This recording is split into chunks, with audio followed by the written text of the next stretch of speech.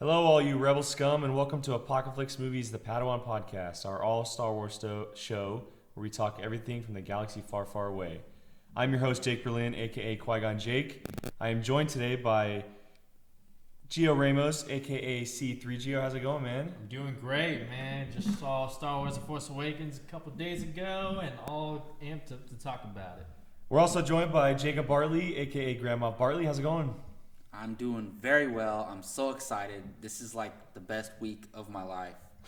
Hey, Gio, where'd that red arm come from, bro? Oh, I still don't know. You'll find out in episode 8. Oh, damn it. So this is a special episode of our Padawan Podcast. As you can tell, we're going to be reviewing Star Wars: The Force Awakens. Full spoilers. Let's get that out of the way now. We're going to be going into full details about the entire movie, maybe a little bit of speculation there. And if you haven't heard one of our reviews before, we're going to go over our overall view of the film to start off in a quick little summary, get into positives and negatives, which will include some speculation with a movie like this. There is speculation all over the place. And then we're going to give it an overall rating at the end. So because Star Wars is such a big thing and because opening night was such a big event, we're going to kick off the review by a little atmosphere and going over the atmosphere of the overall feel of the premiere. The three of us, we were at the local IMAX theater here in Sacramento. And, you know, we kind of just want to let you guys know how it was, the atmosphere and how it was. So, Gio, we're going to start with you, man. You know, we got to the theater. There were a couple show times before us. We were a 1 a.m. show. And what was your overall, feel of walking into the theater and just all those Star Wars fans? Well, let me say shout out to all the Star Wars fans that showed up in costumes. Y'all showed up in full force, whether it was just a simple t-shirt or a full Jedi robe with the lightsaber. It was awesome, you guys. Like, way to go out there. The atmosphere, I will say it was excitement, full of excitement, energetic. It was a lot of energy in the room. And for me, I could not believe that the time had already come. Like, it was so surreal, honestly. Like, we just like a year ago, we got the first teaser trailer, and then next thing you know, we're in the theater, and the movie is like less than an hour away from starting, and we all got to our seats. We were excited. Then we saw the Lucasfilm logo and the magical sound, and everybody started cheering. Like, I cheered my loudest, biggest smile on my face. Most memorable night I'll probably have regarding going to the movies, probably for the next couple of years. Very exciting. Yeah, I don't know if there will ever be another event like this. I don't think because so. I mean, we're getting more Star Wars movies, obviously, but this is the first one in 10 years. Exactly. And this is a sequel that we've been waiting 30 plus years for. Right. So, but yeah, I mean, to go off him, the atmosphere was crazy. It still doesn't feel real, like we talked about it earlier. We've seen the movie, and it still doesn't. It feels like it's not here yet. Like we're itching to go back because it's just that kind of feeling. The atmosphere was great, and like we said, there were showtimes before us, and seeing those fans walk out of there, dressed up and excited and pumped up by what they saw. I mean, it was really cool to see, and but like Gio said, like sitting down, waiting for it just to start and seeing the logo pop up, pretty great. Fun fact though, I started the applause when the Lucasfilm logo Did you? popped up. You did. I was the first one to clap. All right. Yeah, we weren't all sitting together, FYI. Yeah, unfortunately, the three of us, we didn't get to sit together, but we were a couple rows apart. But Jacob, I mean, quick thoughts on the atmosphere, man. Like, what was it like to be there? For myself, I was in a dream, honestly. This whole week, I've been on cloud nine. Yeah, we've been talking about it for, I mean, just knowing that it's less than a week away, like this Thursday night, I'm seeing Star Wars: The Force Awakens. I was just happy, smiling all the time, and just that night, I don't remember ever feeling like that. It's just like something I care about so much, and I don't think it's a feeling that I've ever felt. I don't think it's a feeling I'll ever feel again, because like you said, it's a large gap. It's the largest gap I had to wait for a Star Wars movie because I wasn't alive in the 70s. I was born in 91, so the prequels came out when I was 8. You know, the first one.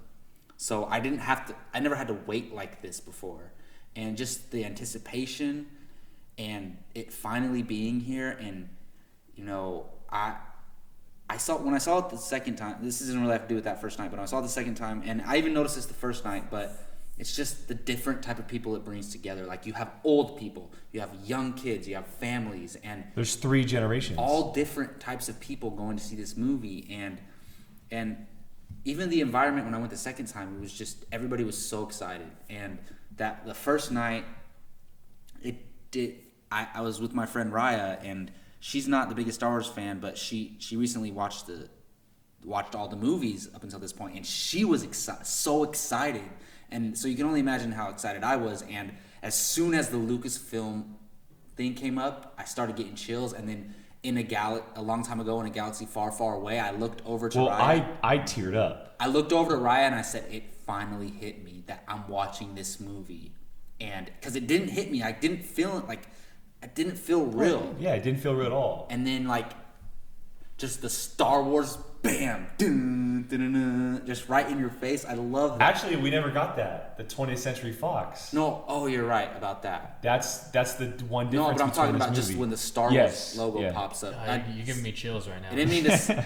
That was supposed to be the Star Wars music, not the 20th Century Fox. Well, it's because you're so used to it. Yeah. Watching the movies, that's the first sound you hear. But it's a magical feeling.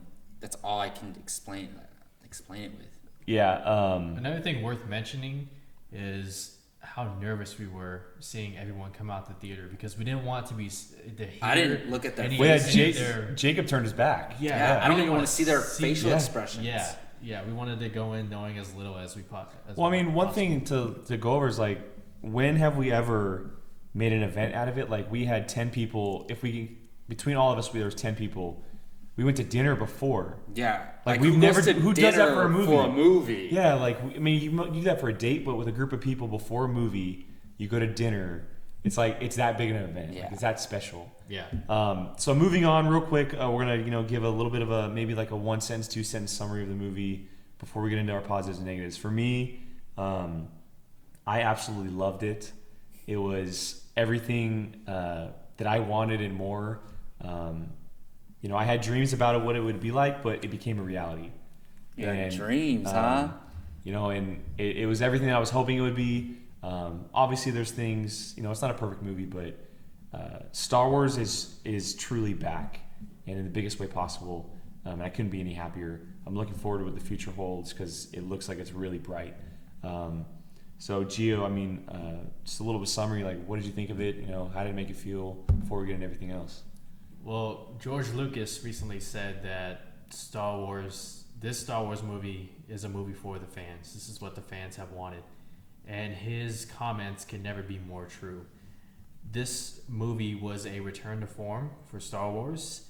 It played heavy on nostalgia, but it also delivered something new for a new generation. It's everything that we've wanted, and honestly, it's what we asked for.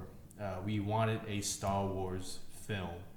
After being let down from the prequels, we finally got that, and I couldn't be any more happier and excited that we had such a great film kick off. Like the rest of our lives of Star Wars. Thank you. Yes, speechless. I love it. Excellent. Jacob. I mean, I hate to just repeat what you guys said, but I just dropped my phone. But I absolutely loved it. I don't. It's hard because it had everything going for it for me to love it. It's a Star Wars movie. Come on, and it's like it's being taken care of by the people that you want taking care of this property, and the special effects are even more advanced than when the prequels came out. It had everything going for it, and it completely delivered.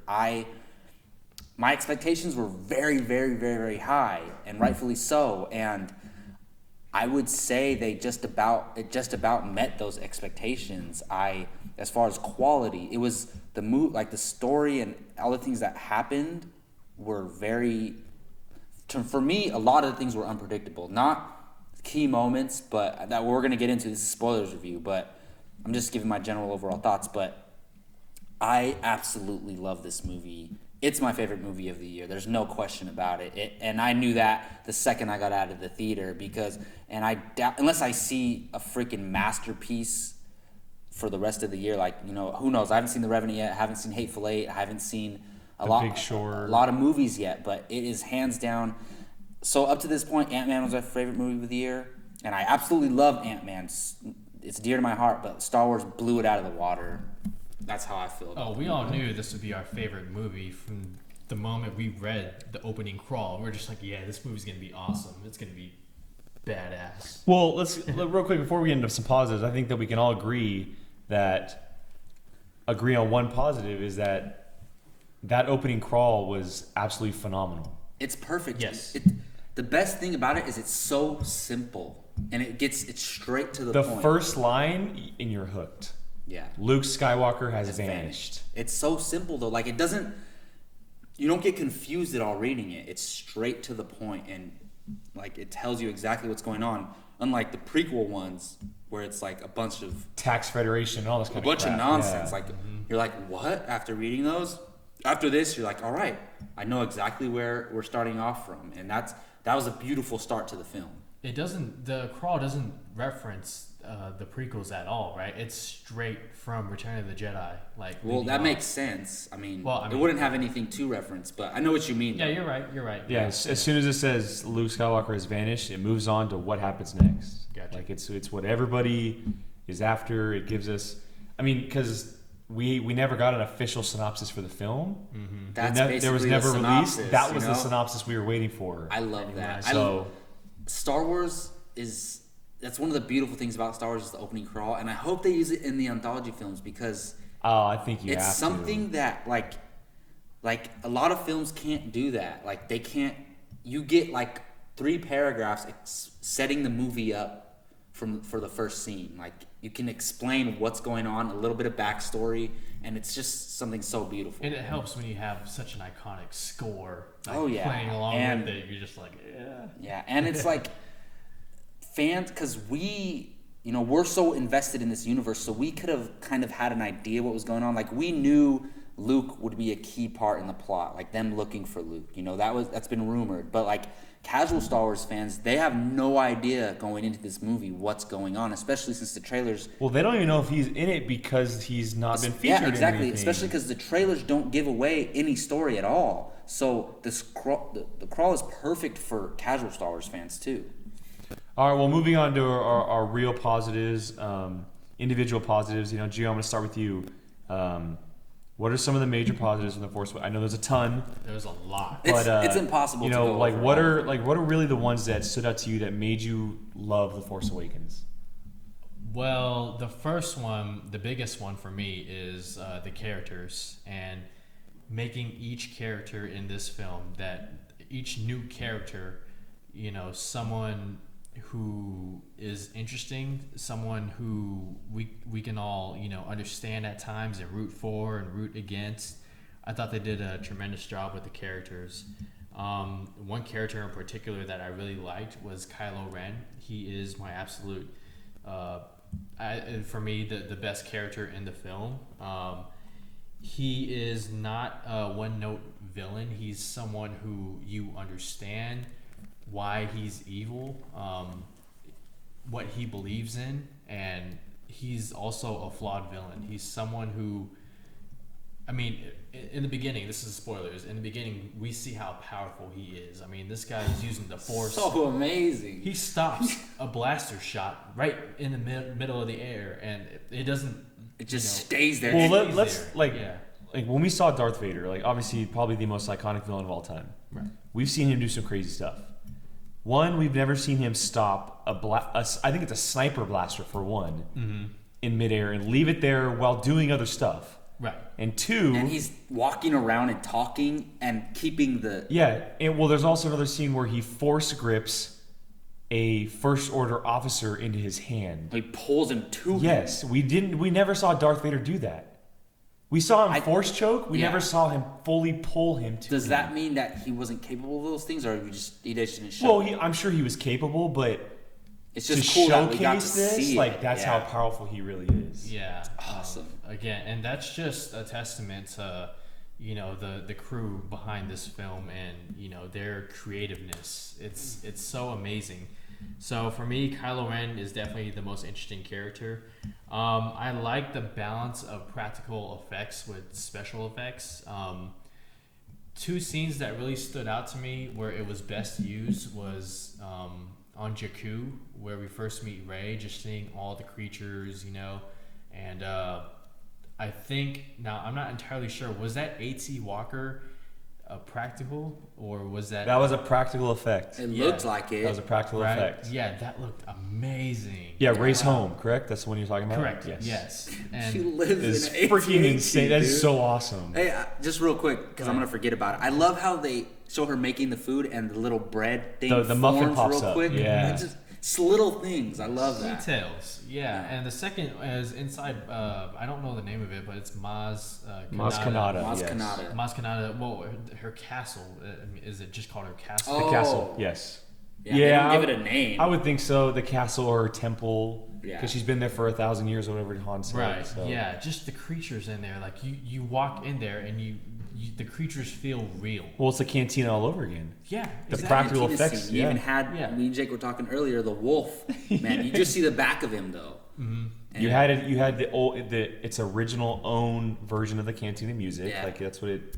So Yeah. And I like that they didn't just play the same music, because why would they? They're on a different planet, so. different time period, everything. Yeah. Yeah. And how about Harrison Ford as Han Solo? Oh, Like- so good. You want to talk about an actor who actually dedicated himself and, you know, wanted to give a proper closing to a character that really kicked off his career. Like what a phenomenal job. Did you guys see Han Solo, or did you see Harrison I Ford? saw Han Solo. I saw Han Solo. The, whole the moment time. he came on screen. But the Yeah. one moment that got me is when he walked in the cockpit. And it's the first he's time looking it's at the it, first time and he's been in there he's- since and he years. smiles. Yeah. And Yeah. it's like you get chills watching that moment because he winning realizes, like we saw him say, "Oh, Chewie, we're home," but he is literally home. Like Oh, that's yeah. that's his home. Yeah, So. that thing got taken away from him, and I like how they explained that a little bit. 'Cause Well, that whole setup was really cool. Like, you know, on Jakku, they do the whole tease. Oh, what about that? What about that ship? Oh, it's garbage. And they go back around. It's the Falcon. It's sitting there in a Yeah. junkyard. It's like, damn it, and then take Han, that. you know, he's back to his smuggling ways, and he captures Mm-hmm. the Falcon and everything. I mean, the whole reintroduction. Just to it all. imagine the adventures he's been on since. Yeah, you know, because I like- mean, we don't know how long ago he left Leia. because of the whole thing with his son Kylo Ren. Mm-hmm. It could have.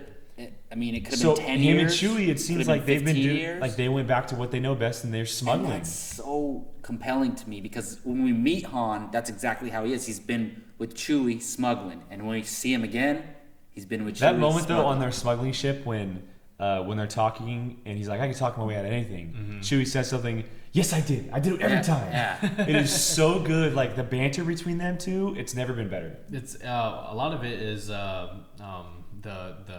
comedic moments in Yeah. the film. You know, it's enjoyable. Like you love Chewie and Han and seeing them both together. And real quickly, I love how they made Han Solo like true to himself. You know, he didn't change in the 30 years that passed between Return of the Jedi and The Force Awakens. He's still the smuggler. He's still the smirky guy. You know, oh hey big guy. Or He's big, just big wiser. deal, you know, He's yeah. much wiser. Yeah, he's much wiser, but he's still Han Solo. And he knows the Force is real now. Well, that moment, like, okay, so when we first see him in A New Hope, he's in his ship. They're talking about, oh, there's no such thing as the Force, and then He says that. and then yeah. 50 years later, he's standing in the same Oh, that's room, true. saying it's all real. real. Yeah. The Jedi, the Force, like, it's all And real. and if you think about it, it's so much more meaningful because of what happened to his son.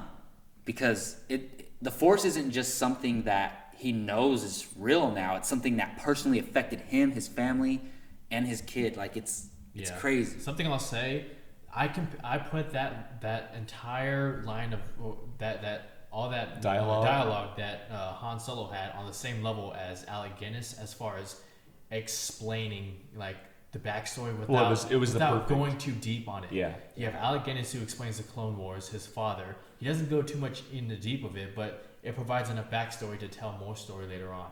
Same with Han Solo. He talks about Luke Skywalker, the Jedi Academy, you know, all these young Jedis. Who are these Jedis? Did they turn into Knights of Ren, or did they get killed off? We don't know, but it can later on be explored later on down the road. So, and even Maz Kanata had those Obi-Wan Yoda type moments too. She was I think she was the Yoda of this movie. Yeah. And I hope she comes back. Oh, I think she will. I would love to see her come back. She'll be back, and Han was the Obi-Wan kind of in this movie, in a way. Yeah.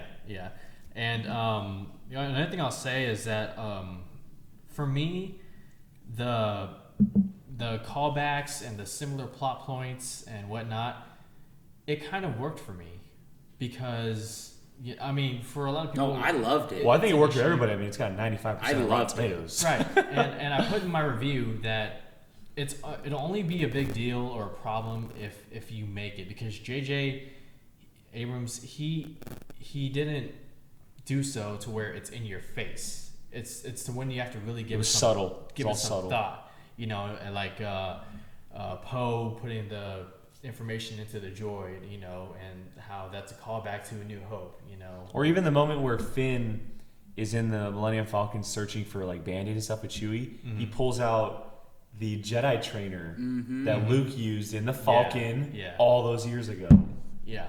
So it didn't bother me too much. I really enjoyed it. Again, this is a movie that's for fans of all generations. So everyone will find something to love in this movie, and I thought J.J. Abrams did a phenomenal job. Yeah, I'm kind of going to build off what you were saying a little bit earlier. The movie, for me, a great positive is that it left so many openings for so many good stories to tell. Like, there are so many possibilities to where these new movies can go. And it's very, very exciting. You know, it created, like, JJ, he spent years on the film, and, you know, he wasn't sure if he wanted to take it in the beginning, but he finally took it, and there wasn't a better choice in my mind. Like, he was the perfect option to take over, to build a universe on top of a universe we already loved, and kind of get back to what we knew. And he did a phenomenal job. I mean, for me, the story, it's flawless. Like, there were no plot holes for me. Like, nothing I saw that really took me out. There wasn't a moment where I was like, why was that in there? Why was that piece of dialogue in there? Like, it all fit. It was all purposefully in there for a reason. And that's a sign of a great movie. Yeah, and I just real quick on that before I forget, like, we don't have to know everything. And we'll get into that. Yeah, we're going to get into that. Yeah, and there's stuff that we're probably never going to find out, but that's fine, because in A New Hope, there's so much history, and we don't know, and we don't have to know. And they did that similarly with this movie. Yeah. So.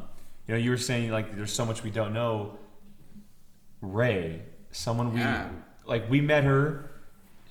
For me, she was the best part of the movie. Like you're Kylo Ren, mine is Rey. Like, she absolutely killed it. Daisy Ridley, for being her first big movie, I thought she was absolutely fantastic. She brought it. She was the highlight of the movie for me. Her character, the development she went through for the 2:15 span. You know, every time she was on screen, I was drawn to her, and you know, partly she's a very beautiful young girl, but she is. Her character, she is so strong, and you know, it goes back to what Kathleen Kennedy and J.J. Abrams were saying a year ago, where they want to build strong female characters. Rey is a perfect example of that. They kicked it off in a very, very good way. She's very independent. We see that. You know, the first moment we see her, alone. when we first see her, she's scavenging through a wrecked Star Destroyer, and you know, she's getting all these parts, and she has to go back to a junkyard to get food for herself. She's fending for herself. She lives in an AT like we were saying. She's an individual, a scavenger, and you know, she's thrust into this adventure because of meeting BB-8, and you know, she just kind of takes it. You know, another great positive for me is the connection between Finn and Rey. I thought the two together on screen were so good. We were talking about it earlier, but after the moment they take off with the Falcon, And they get out of get out of their chairs and they come together in that hallway. They're like little they're straight. kids. They're nerds. Like they were nerding out so hard. That was so amazing. Good shooting. Good fun. Like because of what they and did. And they're smiling. Like, oh my god, it was so good. It's so good. Yeah, I thought Finn. He was a great character. John Boyega, fabulous. Great job. character. Yeah. Really, really good. His great story. American accent. Yeah, for sure. I mean, his story is very exciting as well because, I mean, we saw him. He wielded a lightsaber. He was focused in the marketing a lot. But if you've seen the movie, you know that that's not really the path that they're setting him on. Misdirection. Yeah, his path is a little bit differently, and we don't really know where it's going to go because when we last saw him, he was lying on a table unconscious. Yeah. So it's going to be very exciting to see where they take his character. Is he going to be a rebel pilot, or is he going to be a soldier on the ground, or is he going to take over the Falcon at some point? I mean, there's so many options for him. That's what really, that's why JJ was such a great choice for this, is because he set up a world that has so many places to go. And he had a lot to do, obviously, because it's the big Star Wars movie, all these pre-sale tickets and everything, but he succeeded so well in doing so. Another positive, like you said, was Harrison Ford as Han Solo. I mean, how can you go without saying that guy? Him stepping back in the role after 30 plus years, he couldn't have done it better. I thought he was so good. It's like he hasn't lost a step. Yeah, I mean, he was so good as an older, wiser Han who has been hurt and broken, but still stays the same Han that we've always known. Yeah. And of course, seeing Chewie, I mean, what can you say? Chewie's just Chewie. I mean, the lines that he was saying, like him and Han back and forth. And I love that Rey can understand him, by the way. Yeah. Like, that is so good. It seems like she knows a lot of languages because she understood droid. She understood another language and Wookiee, and because remember Finn couldn't understand the droid BB-8. Yes, and that's weird. Like, how do you understand droid? Well, like, I mean, Rey, she understands all the languages. She can pilot the Falcon. She can fight. She can fight. She can fix the Falcon like Chewie. She's independent. Like she is an extremely strong character that is arguably the lead of this franchise now. Like, she is the one in my mind. I think she's the lead. No, I mean, I think her and Kylo Ren are the leads. I think you have to have one, because arguably Darth Vader, you could say Darth Vader is the main character of the original trilogy. It was a balance. It was a good balance. Like Luke and Vader, Rey, Kylo Ren. But Rey's the hero. She's the protagonist. She's the heroine. Yeah, it was a great balance. Gio had mentioned the practical effects, absolutely incredible. They've said for the past 2 years, we're going to focus on practical effects, but a movie like Star Wars is obviously going to be a lot of CGI. Mm-hmm. It's hard to notice, because of all the practical effects going on. They literally built a Millennium Falcon, and the one on Jakku, so awesome. That was a real Millennium Falcon. Yeah. So that just kind of says what they really tried to do, and the scene in the Maz Kanata's castle, all those creatures and everything going on. The fact that it was all real makes it that much better. Yeah. So much more exciting. I really hope that that's what they try and go for every Star Wars movie from here on out, because it paid off huge. It really paid back to the original trilogy and what they were doing, and unlike the prequels, which were all green screen basically. Another thing, the action.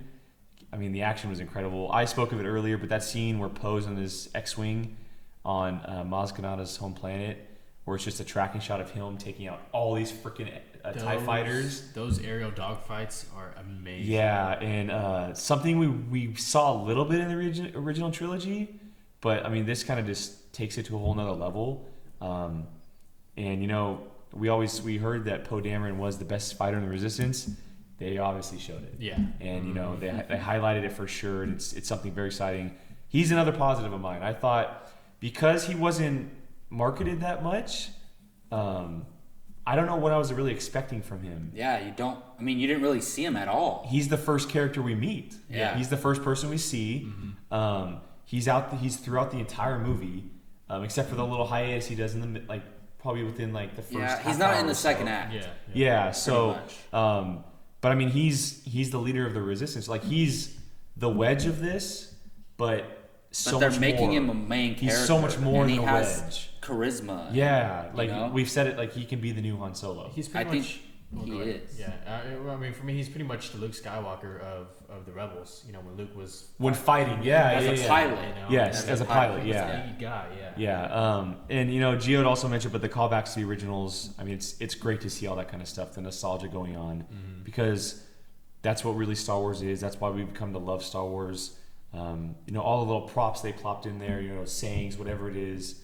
It was so good. The ship ran the something in 12. No, 14 parsecs, and he yells 12. Yeah. So 14. all that kind of stuff. I mean, it's great. I'm sure there's going to be a lot more positives as we go, but for me, that's pretty much all the positives I can think of now. So. And just real quick before we go to Jacob, I feel like every character has their moment in this film. You know, whether it's Kylo Ren slashing angrily at the wall, you know, and scaring the guy behind him, or it's like Han Solo and his moment with Kylo Ren, or Chewbacca, his moment reacting to Han Solo dying, you know, or I just feel like every character had his moment. And I already remembered something. So going off of my love for Rey and her character, there's two moments.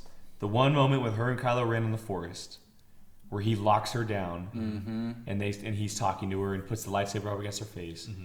But the second moment where she counters him in the chair, that's her moment. That moment, I got the chills so hard. Where he's trying to get something out of her, and she's blocking him. She force blocks him and then turns it on him and says he's scared. He's scared of not living up to Vader and not being as powerful as Vader. Well, because they're going back and forth. He's like, you're so lonely. He's like, I see the island, I see the water. Well, that's foreshadowing later on in the movie. And I mean, even another moment that we'll probably get into, but the final scene where they're trying to force pull the lightsaber, and Rey completely steals it away from Kylo Ren. Dude, she has to be very powerful. I have a theory about why she's so powerful, but I'll save that for the end. So I mean, for me, those two moments the whole Kylo Ren Rey thing is so intriguing because it's amazing. It's a Vader Luke thing going on. We assume that they're cousins, right? I mean, we don't know. That's yet. what we think. think. We think that you don't find out in this movie that who she is. We don't really get anything on Rey. Yeah. Other than that, her family left her personality, you Yeah. learn a lot about, but not her backstory, really. You know, she got left on Jakku when she was really young. That's it. But yeah, it's, you know, they don't have to go father son again. You know, they're doing hopefully cousins. The family rivalry, just the family rivalry in general. I mean, there is a father son relationship in this movie. Which do you want to get into it now? I mean, we can. Well, go talk about my positives. Go ahead, yeah. So, you said it, Jake. The action was freaking amazing. This is action. Like, all right, there's action in the prequels that's really done really well and really good. Yeah. One of the standout points of the prequels. But in the original trilogy, when a stormtrooper would get shot, they would be like, oh, and fall down hella slow. In this, when they get shot, they get blasted and they flip and they fall. Like, it's so amazing. And then Chewie's crossbow. Yeah, and then when they're getting hit, when the X-Wings are just flying very low and shooting the stormtroopers on the ground, incredible. Stuff you never seen. Just even when Finn's fighting the stormtrooper, and what is that new weapon? That weapon has. I don't know, to have but even like going small, like the stormtrooper's dialogue. The way he's talking, we've never seen a stormtrooper talk like that. The way he's talking to Finn. Yeah, it's mostly just like, you know, they're in the original trilogy they were just like reporting stuff. You know, like this one he's like traitor, like calling him out. You know, and he brings out that I don't know what you would. It call has to be because it's holding off a lightsaber. Yeah, it's like a shield. It's drawing comparisons to you guys remember General Grievous's bodyguards and how they had those little. Oh yeah. Okay. It's drawing comparisons. It's to that. It's a weapon to defend lightsabers to fight Jedi, pretty much. So, just that moment when that stormtrooper pulls it out and he flips it, like he throws his gun and he throws something else down. I think his gun and his shield. Yeah. And he picks his weapon up, like going after him. That's so amazing. And there's so much great action. Just the war scenes, the dogfight, the pilot dogfights, the on-ground battle. The action was taken up to another level. The lightsaber battle. Well, so we're on. I forget the planet's name, but Maz Kanata's. When we're at a castle, and Han, Chewie, and Finn get captured. And then all of a sudden you pan and it's the X-Wings on the water. Oh, yeah. Oh, yeah. That scene when they're coming at, oh my God, I got the chills And watching that's it. when you see Poe again. Because you see the water just flipping up behind Yeah. him and they're all in a row. You're like, Dude. oh, shit's about to go down. It's amazing. It's The amazing. resistance is here. Yeah. So look, I can't choose a favorite character, like, or best part of the movie, because look, I absolutely love Rey. She's adorable. She's badass. She's independent, like you were saying. She's Sexy. like the perfect hero. You know, like she's exactly She's a very strong female. who you want to be rooting for. And I love Finn. Great character. Poe, I thought he was a little underdeveloped, but still great character. But I mean, if you're holding a gun to my head to say choose your favorite character in the whole movie, I gotta go BB-8. Yeah. BB-8 was great. Yeah. Is amazing. Okay, so the scene when they're flying the Falcon off Jakku, and he's doing flips and putting off wires into the wall, holding himself dude, up. he can do a lot, and I don't think we've seen everything he can do. And how about the thumbs up? That's what I was The just gonna thumbs do. up, man. The thumbs up is amazing. It's everybody cracks up. Or when he's shocking Finn on the ground, Yeah, he when comes he up. shocks him, and just like everything about him, his emotion. When Finn tells him that Poe didn't make it, and he drops his head. drops his head and then rolls away. I heard she's a girl. No, they changed it. He's a guy. It is a boy. Really? Yeah, it is a boy. Wait, what? It's confirmed. yeah. It was a while ago, but it's a boy. BB-8's a boy. So were they thinking of making her? They a were girl? thinking about it, but then they decided to go with the boy. Who determines whether a droid is a girl or a boy, and how do you know? Kathleen Kennedy. J.J. Abrams. How do you know though?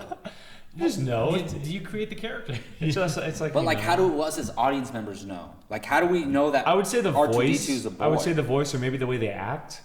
So it's official that BB-8's Yes. a boy. Yes. Okay, I don't really care whether it's a boy Why or you crushing girl. on BB-8? A little bit. It sounds like it. No, but it's interesting because I thought like they were gonna do I thought R2D2 and BB-8 were gonna be the love story of this trilogy. Well, so Oh. some people if you go into this, you're like, oh, where's R2D2? Where's R2D2? We know that he shut himself off because of Luke vanishing. Yeah. And because, it's a new generation, bringing BB-8 this time was like perfect. Yeah, The perfect BB-8 little- was the R2D2 of this movie, And it's very exciting to see where their relationship's going to go, the two droids. How, because, No. BB-8, like, the way he headbutted R2D2 yeah, was so and cool. I love to see like even just C-3PO and BB-8, and then Well, they all know three each of other. them. Yeah, I know. Because Poe and Leia. Yeah, exactly. They've been working together this Yeah. whole time. Yeah. And just all three of them. It a little crowded with 3 droids, but I accept it because no I way. love all 3 of them. Yes. But yeah, man, just talk about a villain. Because what do we talk about most of the time with like these comic book movies? That usually the villain falls flat. Yeah. The villain is afterthought in most movies. Underdeveloped. They just serve as a plot point for the heroes. plot But to move forward, yeah. Kylo Ren is a main character. He is honestly, I think he's it's tough. I want to say he's more important than Rey in this movie, but In this movie, In I this would movie. say Oh, so, he yes. is, yeah. Because of the circumstances. but to the grand scheme of things, maybe not. But they're as going forward, I think they're equally important. Like Kylo Ren, and I was a big fan of Adam Driver before this movie. When I heard he was cast, I was like, "That's amazing!" Because I watched Girls. I've seen him in a few other movies. So like, Well, he's always been in comedy roles. yeah. So seeing this Have type you of ever role seen from him in Girls? I have not. So. Yeah, I watch Girls, but it's not really a show. Like, it's not just a show. It's for a drama show. Yeah, Females. yeah. It's Drama like show, you yeah. would enjoy it if you watched it. While he does have his funny moments on that show, he's very dark on that show, and his character like goes a lot of different places. So that's where I first met him, and like I've watched him over 4 seasons, like develop and seen him act. So for me, I was more drawn to Kylo Ren because I was more familiar with this actor, and he's freaking Ben Solo. He's Ben's. How cool does that sound? Even though we'll probably never hear him be called that again. Well, we never know that. I hope so. We don't, there's a chance I think that Leia Leia. There's a chance. Well, if he ever comes in contact with Leia, like, he'll but never go by that again. Luke may call Unless- him that, unless or he maybe, redeems himself, Yeah, you know? there's a chance of him coming back to the light side. Freaking Ben Solo. Because like, man. let's talk about it. Because like you said this earlier. Like through the Star Wars movies, we've always seen people or characters on the light side be tempted by the dark side. For the first time in the whole Star Wars universe, we see someone on the dark side be tempted by the light side. Yeah, and he's struggling with it. Yeah. Oh, yeah. I love that. I absolutely love that. And when he goes to talk to Vader's mask, he's like, I feel it again, the pull to the light. Like, it's like, I love Rey, but I'm with Gio. I was so interested in Kylo Ren. Mm-hmm. Like, I'm rooting for Rey. I absolutely love Rey. But I want to know more. I want to know more about Kylo Ren, even though we actually learned more about him than any other character, pretty much. Right. And he's Han and Leia's son. He trained with Luke, and he got pulled to the dark side. I mean, we don't know exactly how. It looks like we'll be finding out in Episode 8. I mean, I wonder if Snoke directly started it, or he was already down the path, and Snoke picked him up while he was already down the path. Who knows? But just Kylo Ren, pretty much all of the new characters, especially the actors, the new actors did a great job. You know, whether it's Poe Dameron, you know, Oscar Isaacs as Poe Dameron, even Domhnall Gleeson gave a great performance as General Hux. Rey, Finn, everyone, all the new characters, most of the old characters coming back did a really good job. So I'm just totally in. There's so many more positives. I can just keep going on and on about positives, but I don't want to take up all of our time. But I absolutely love this movie, as you can tell. Yeah, the future of Star Wars is bright. I mean, we say it all the time, like with the Marvel movies, you know, Kurt Russell may be in Guardians of the Galaxy, Cate Blanchett may be in Thor. Like, they're getting star power. But Star Wars, on the other hand, they flip it. Because Star Wars is the star power. Well, you can get unknowns, and they can carry it. Yeah. Exactly. Like, Adam Driver's been in stuff, yes, but the general public doesn't know who he is. The general public doesn't know who Domhnall Gleeson is. And Or John Boyega. Well, John Boyega's been in one movie before this. Yeah. They don't. Daisy Ridley hasn't been in a single movie before this. So it's like, and look how well it did. I love that. Yeah, it's just a testament. It's like, similar to the original trilogy, though. Like, the main characters were unknowns. and what Kathleen Kennedy is now doing, and what J.J. Abrams is going to be doing, they're casting talent, not just stars. They're casting true talent. There's a couple of those in Episode 8. I forget how to say her name, but I know you're she's talking from about. Beyond the Lights. She was in Jupiter Ascending. Yeah. And then you also have Benicio del Toro. Mm-hmm. Villain for Episode 8. Yeah, so And that's true crazy talent to right me there. that we're gonna meet a new villain in Episode 8. yeah, Like, so That's well, he awesome. said a kind of villain, sort of villain. So we don't know what he is exactly. anti-hero. Yeah, maybe. we'll You never see. know. Maybe like a Boba Fett type almost Yeah. kind of. Yeah. So before we move on to our negatives, any more positives that we can think of? I have one. Gio, go ahead. How about those stormtroopers and how more deadlier and violent that they are? Yeah, What's the I opening loved scene? it. The opening scene. Yeah. I took them way more serious. Oh yeah. Way more serious. These guys get off the ship. They get into like a tactical formation where they're in like a stance and they start shooting and they aren't missing. They're hitting these local villagers and it's really dark. Like that's where the PG-13 really shows. But they Oh, yeah. still miss Rey and Finn. Well, It's yeah. all have right. to. You have to forgive that. Well, how You about have to. like they give him stuff to do in the action stuff, but how about the moment where Kylo Ren is slashing the chair and a little joke where they back up and walk away? Like they give him little moments. The Like, stormtroopers have more personality. they make him true characters. But even to the opening scene when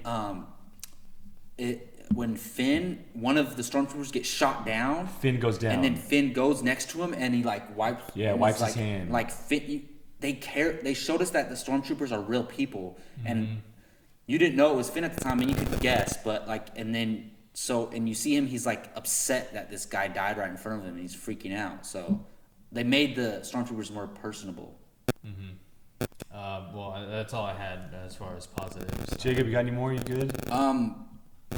Anything you Yeah, think of? I mean, I really enjoyed the dynamic or just the story and where it can go between General Hux and Kylo Ren.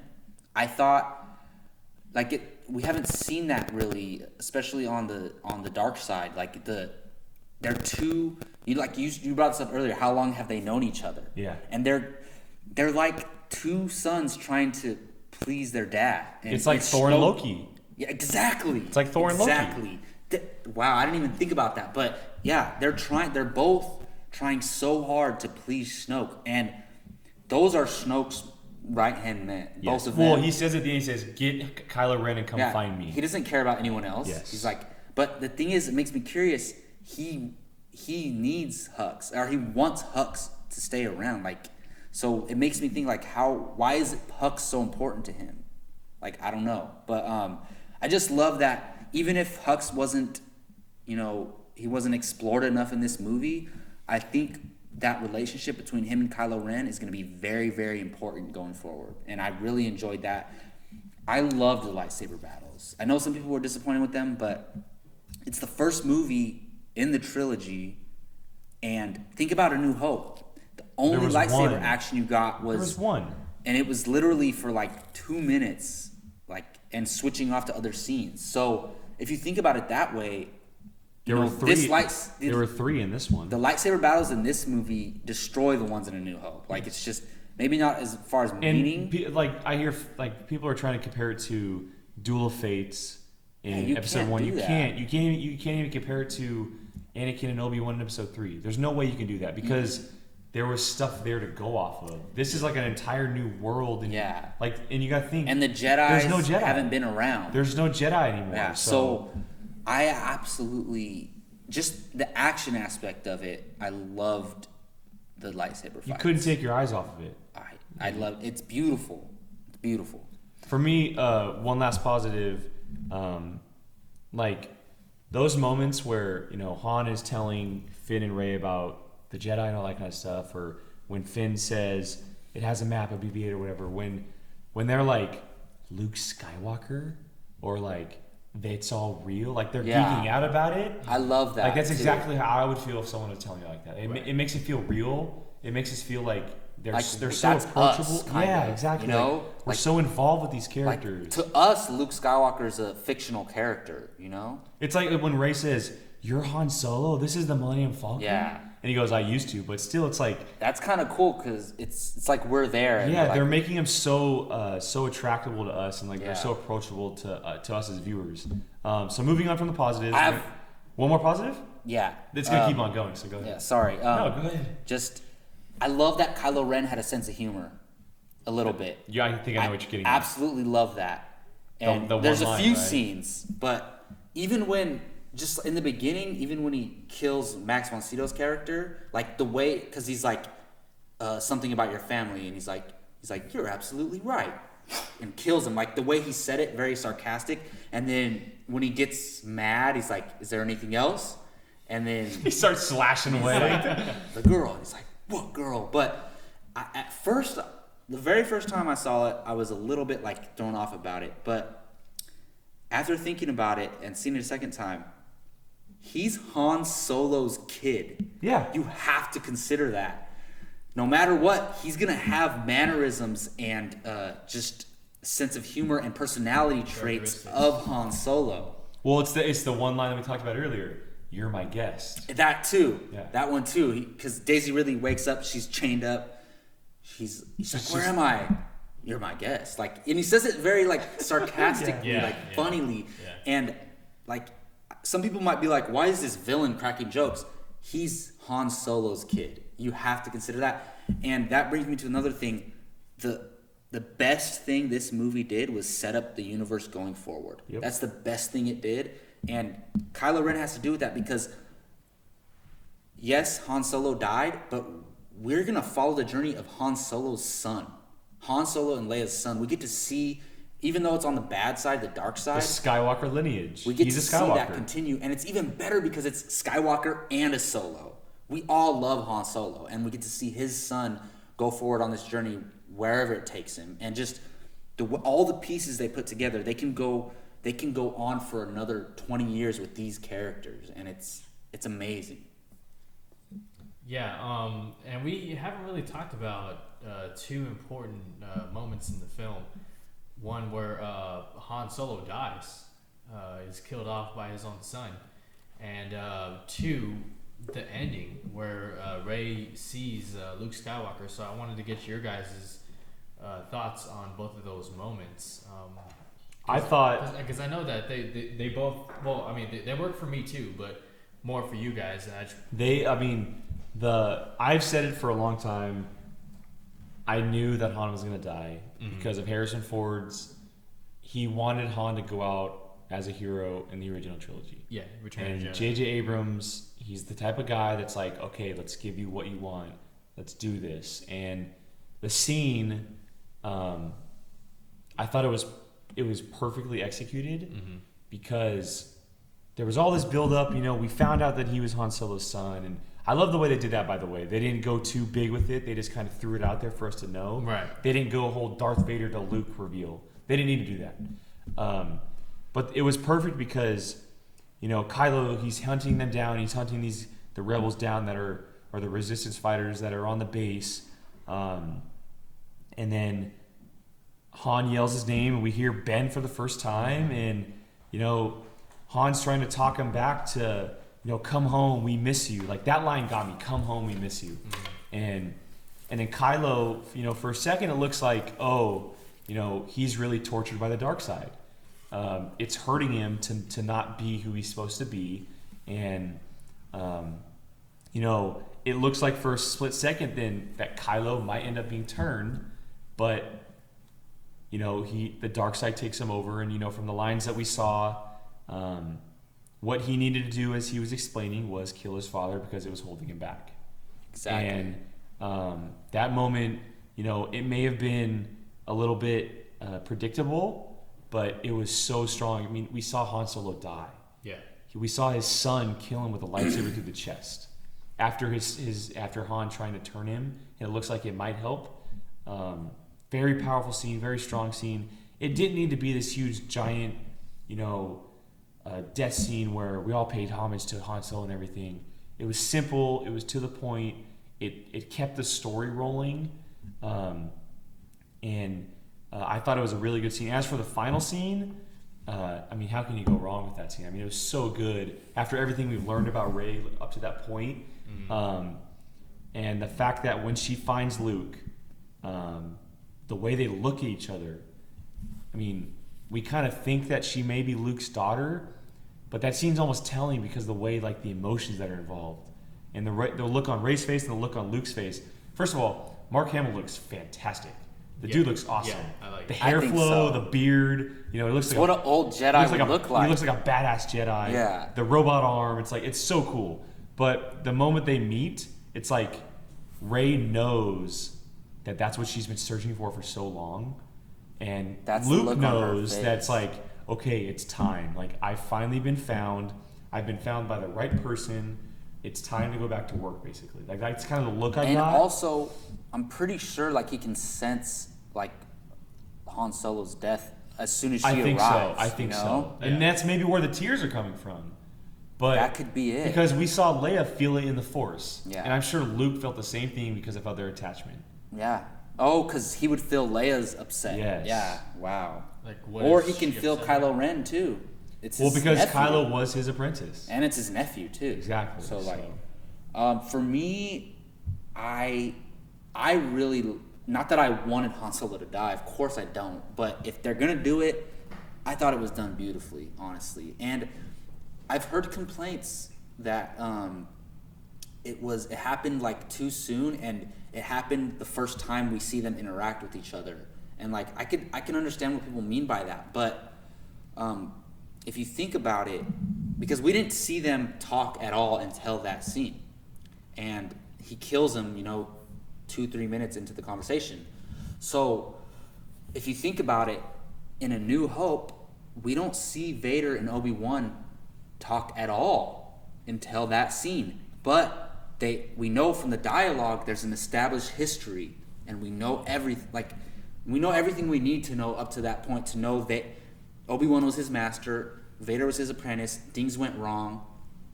We know Ben is Han's son, things went wrong. I think that's all we need to know. I don't think it's a flaw that they didn't show them interact in the movie, because we got enough information on their history. That's his son, and you see the emotion in Han Solo, like come home, we miss you. I can't help but think about all that dialogue. The fact that he says, like, take off the helmet, you don't need it. And he goes, why? What do you think you're What gonna will see? you see? And he's like, the face of my son. son. Like that line, man. And he takes it off. And I love the way his mask sounds when he takes it off. Like, it's not as much as like Vader's, but it's kind of like it.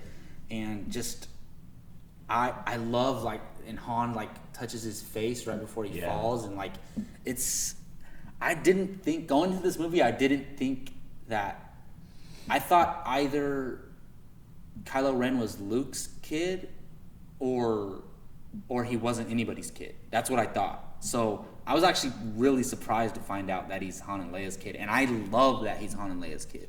Well, let me ask you this. Did you like the reveal, how they did it? I didn't mind it. Because why? You were saying earlier, why do some big reveal? It's too similar to Vader and Luke. Like, it's just, it's a natural flow of conversation that him and Snoke were having. Like, and it's just like we're watching it, you know, and Snoke says, you know, because the dark side is trying to find, or the First Order is trying to find the droid, and the droid is with your father, Han Solo. Like, the droid. It just came up in conversation because it had to, you know, and I kind of liked that. It was very subtle, and I liked that. And the Luke moment is just beautiful. It's like the whole time the movie's on, I'm like, no Luke yet. Where's Luke? Where's Luke? I was getting anxiety because I was afraid we're not going to see Luke I knew we were going to see him, but I was afraid we were only going to see him for like 1 or 2 minutes. We only see him for like 60 seconds. But the emotional impact of that one scene was more than enough. Well, if we go back, and we've talked about it, but the scene where Kylo Ren has Rey, he says, oh, you've dreamed of oceans and islands. Yeah. Mm-hmm. And then you go back to the end of the movie, oceans and islands. Like, the foreshadowing going on in the movie was so great. And that makes me even think more that she's his daughter, because what is she so obsessed with? Finding her family. Or waiting for her family. Waiting for her family. And Good point. And Kylo Ren sees it in her her images, her visions for the future. She sees Luke. Well, not just that, but her potential dad's lightsaber is calling out to her. Yeah. Like that scene, like I told you guys this, but that flashback scene I thought it was so fantastic. I thought it was so good the way it was, how it was just organized, and you know which scenes we saw. It was kind of unfortunate that scene included the Knights of Ren. I was looking forward to seeing them. Oh, but I thought it was like it just kind of like. Well, it was similar. Who knows to, what we can see? It was similar to Luke's cave thing in Empire. Yeah, very you know, much. when he sees Vader's face in him, you know. So, it's both moments are incredible. Well, what about you, Gio? I mean, you talk about the end scene and how much of a cliffhanger it is, you know, because you want to see what happens next. All right, so the facial expressions between Luke and Rey, either they're siblings, which I'm pretty much convinced that they are, or he can sense that she is force sensitive and that she's like maybe she's the one he's been waiting for. Right. So it could be either one of those, but I'm leaning more towards, you know, father-daughter thing. Yeah, the father-daughter thing. Great seeing Luke. I mean, he looked good. Yeah, man. He looked real good. I was surprised with the long hair. I thought the hair he was rocking it. Like, I thought it looked really good. Like, how do you have nice hair on this island, man? Have they already started filming episode 8? Do you guys know that? Yes. They have? They went back to that island. Because I'm wondering, like... The first scenes they're filming are on that island. Because, you know, up until we saw the movie, we're like, oh, Mark Hamill, Carrie Fisher, Harrison Ford are all in the movie. Yeah, but Mark Hamill's not really in it. I mean, he's in that last scene, so he didn't really film anything except that for The Force Awakens. Mm-hmm. So it's weird to me, like, did he just get all ready for that one scene, or did they, like, film that scene and then go straight to filming episode 8? I think he's going to be what Harrison Ford was in this movie. In episode 8 and 9. Oh, he's gonna be with them throughout the whole journey. But I think I think you can consider him the main character in episode 8 and 9. Well, because you could have considered Harrison Ford the main character. He was he was the first name on first all. Name. Yeah. But I don't think Luke's gonna die in episode 8. Maybe episode 9, sacrificing himself or something. Force Ghost style. Yeah. Kind of like Obi-Wan did. I hope they don't kill him in episode 8, because then it's like, oh, kill Han in episode 7, kill Luke in episode 8, like kill Leia in episode 9. Yeah. Boom. Now you have the new trilogy. Can't kill Leia, man. No, And heck no. as far as Han Solo dying, is this a good way to segue into the negatives? If- Yeah, let's jump right into it. Yeah. Okay. I am in no way saying that that scene was not impactful, because it was. It was definitely sad to see Han Solo go. I thought I'm gonna agree with you and say that the execution of it was good. You see the room go dark, and the only light that's shining From the top, is on yeah. that bridge. Yep, that's exactly what I thought. And then you see Chewie looking up above, and then Rey and Finn are present. And I love that whole moment. I love that Chewie, Rey, and Finn, they're all stopping and listening. Rey and Finn finding out that that's his son. But the stormtroopers are stopping Even the and listening. stormtroopers, yeah. Like, it was that impactful. Like, do you see these two come together? It's almost like the stormtroopers knew who Han was. Oh yeah. Well, everyone does. They've heard stories. So. Yeah, so it's like that moment. I thought it was beautiful, like really good. The problem is, it definitely hit on an emotional level for me, but it didn't do so in a way that I thought a moment like that would, if that makes sense. Like, Is that I don't know how to explain it. Like, I asked you this earlier, and yeah, I'm gonna ask. and I have a response. Go ahead. You found out or before we watched the movie. Unfortunately, I was a victim of spoilers. That might you have to found do out. with it, honestly. But I also want to ask: is that because you were just expecting it to happen? And because I read the spoiler? Both. Well, okay, so before I even read the spoiler, we had all talked about numerous times on Padawan Podcast about we all feel like Han Solo is going to exit. One, because of what Harrison Ford was saying about, in his interviews about coming back and whatnot. Yeah. And two, because of what, we know, like how he originally wanted, Han Solo to go. But, okay, I'm not going to say that the spoiler didn't play a factor, but it was also kind of the setup. All right, like It was too predictable. all right, you see Kylo walking across this bridge. You see Han Solo hesitate for a moment and then go up to follow him into the bridge. He starts walking toward the middle of the bridge. In the middle, yeah. Chewie's present. Rey is present. Finn is present. Stormtroopers are present. I don't think they were trying to hide it though. Yeah, I think go ahead. they knew people would be able to know it's coming. Yeah, I don't know. I felt like maybe it could have used a little more Oomph. Han Solo and How else were they supposed to do it though? Kylo. Am I a writer for Lucasfilm? I don't know, but I'm just saying, like, it didn't hit on the type of Father-son death thing. Yeah, the type of level that I wanted it to. I'm not saying it didn't hit at all. It did. It could have. I felt like it could have been like much more powerful. Like bringing tears to people's eyes when they see Han Solo get stabbed.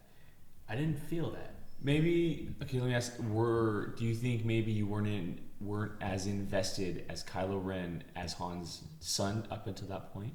Like even though you knew, like we found out, oh, he's Han's son, but was it enough to be like, okay, he's gonna kill his dad? What do you mean, like the father-son relationship? Or like, did you believe, like even though we found out that he was Han's son, was it a strong enough of a build or a character moment that you were like, okay, father-son, son's gonna kill father? Okay. Like a Vader Luke thing almost. I see what you're saying, and I'm going to use kind of an analogy. So you have all these building blocks, right? The more blocks you build, the higher it goes, right?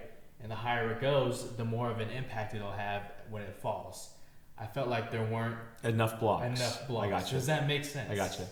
There wasn't. Yeah. They were, like you said, they didn't come into contact beforehand. It's not if like they came in contact beforehand, you probably would have felt different. Huh? Yeah, I mean the analogy is they could have kept building more blocks. Yes. It's not like the tower was tipping over like it was about to fall. You could have put a little bit more on. How did you feel about Obi-Wan getting struck by Vader in A New Hope? It's very similar. Well, I was too young when I saw it. Like, But you've seen it recently. Yeah, I've seen it recently, but I also like. You already knew who Obi-Wan was and everything. I seen the prequels and whatnot, and it's still effective. It's still sad to see him go because I'm watching A New Hope as a grown up and seeing Obi-Wan like, wow, like this guy is really, he cares so much about life. Yeah. He's a mentor. he's a guide, you know, the guy that we all relate to. Luke Skywalker looks up to this guy, so we kind of look up to him in a way. So it kind of, you know, it was impactful. It was. Yeah, it's just weird to think because when the first Star Wars movie come out, there like people knew no history of Obi-Wan and Vader. Like you only know what you find out in that movie when you're watching it, and then I'm curious, like, how impactful was Obi-Wan's death to people watching it the first time? I wonder if it's similar. People are having similar problems like they do with the Han Solo death. Like, you didn't get to see them interact. You didn't know enough about them to care that much about the death. I have a feeling that that's it, but I feel like it played more on because Obi-Wan had so much more screen time and, you know, back and forth with Luke Skywalker, that when Luke Skywalker saw him go, you kind of felt sad, not only for Obi-Wan, but for Luke Skywalker, you know? And I guess you could say that too with Chewbacca. I mean, honestly, like, Chewbacca kind of, for me, made that moment. His brother. Made that moment like a big moment, you know? When you saw that, you felt sorry for Chewie because he's seeing his brother. I heard somebody reviewing the movie that said that Han's death happened too early in the movie. It happens at the end of the movie, right before right before the big lightsaber battle. Like, I don't know why someone would say that. So I guess I'm saying that the setup made it too obvious. Like you could see it coming regardless of the spoiler. I mean, like, okay, so let's say this then. I want to throw something out there. What if Snoke had never revealed that Kylo Ren was Han's son, and if that same thing played out and he yells Ben, what would it have been like? So if that was the first moment we found out, moment, yes. And then he kills him. Yes, that would have been crazy. I felt like that kind of would have made it a little bit worse, don't you think? Because I think that would have been awesome. Personally, it would have been awesome, but because, like, think about it, Snoke telling him, "Oh, your father has the droid," really only helped the scene where Han and Leia came together. It didn't help anything else in the movie. But before that, if you guys remember, well, I think it helped Kylo Ren because immediately it goes to him talking to Vader's mask and saying, "I'm struggling with the light pulling me," and you had to know that his father was Han Solo. Here's another clue. So Leia says to Han, right, the last time she sees Han, bring him back home. Bring him home. Bring him back home. And in the trailer, we see Kylo Ren fighting Finn. Right? Mm-hmm. Yeah. So we know that Han is going to fail. He's not going to be able to bring him back. Otherwise, why is... But we never knew where that fight was taking place at. Like, what time period in the movie. But we still hadn't seen it. So the further it got... We could have figured that anyway. Exactly. I mean, so that's why we all went into it knowing that, you know...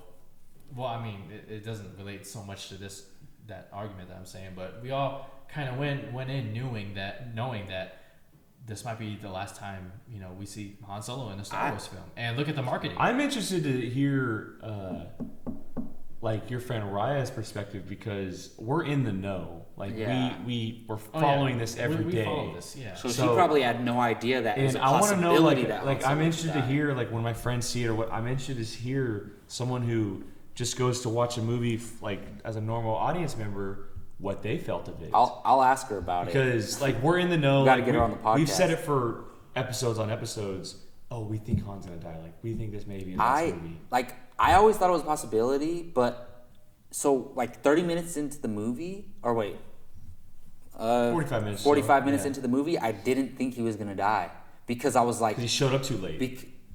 That, and it's like his scenes with all the characters were working so well, and Harrison Ford looked like he was enjoying it so much. So I was like, wait a second. I was like, they're not gonna kill him, because it looks like he could be Han for another couple more episodes, and it wasn't the case, obviously.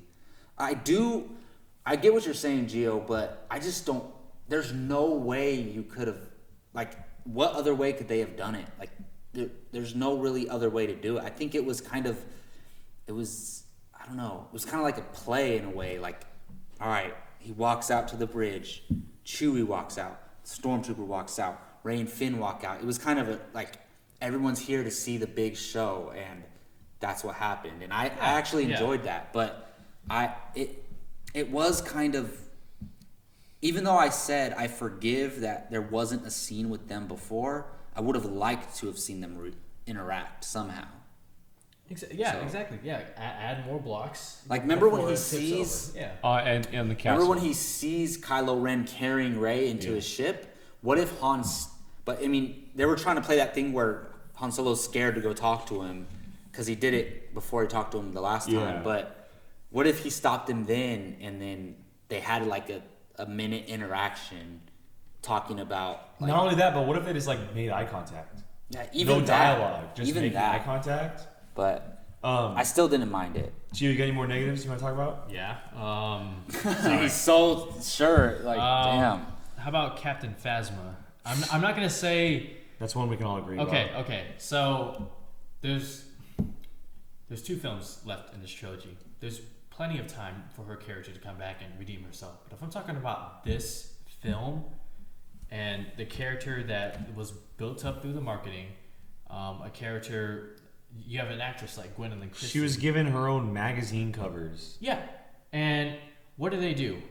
She stands in for a couple of scenes, gives a couple of orders, and then gets held gunpoint and like does some stuff on the computer. That I can't help but think about that scene with Finn. Oh, I'm the boss now. I'm the boss now. It's funny, yeah, and another character moment for Finn, but I felt Han's like, bring it down a little bit. Yeah, he's like, bring it down.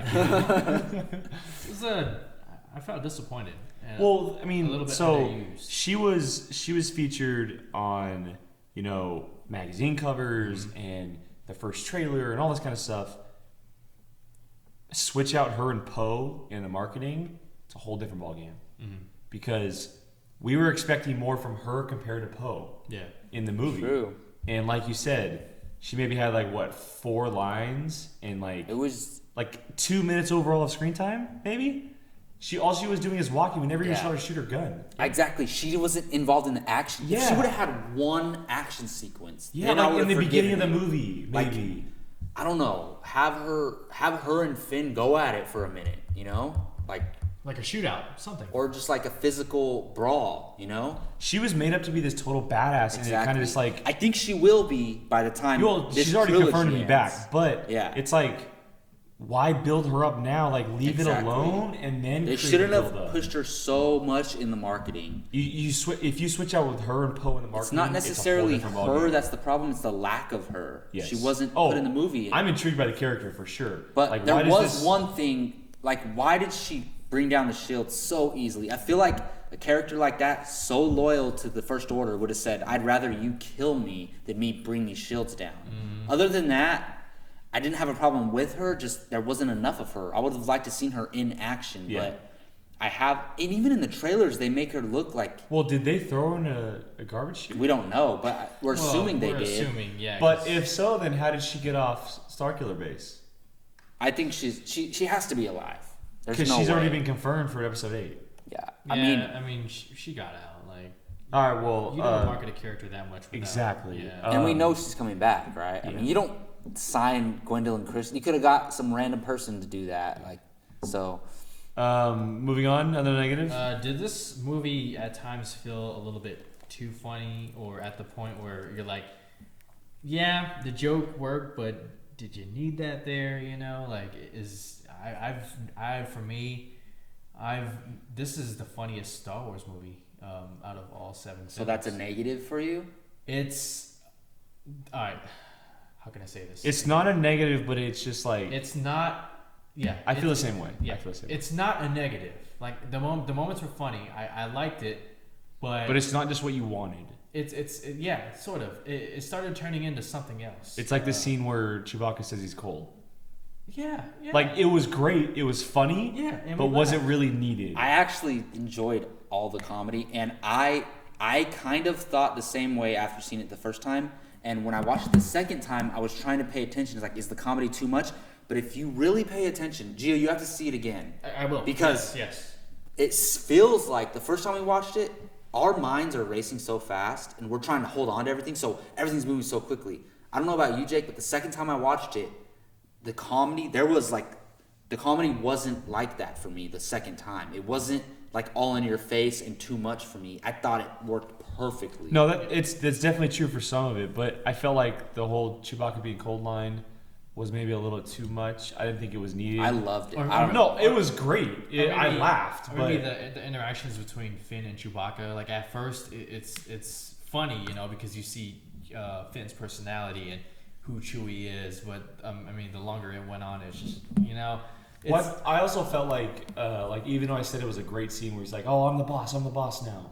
Like, was it really needed? No, that's the one moment. Was it that's really the needed? one moment where I'm like, okay, they could have done without that. But, because, actually that moment takes me out of the movie a little bit. But everything else I thought worked perfectly, especially after watching it a second time.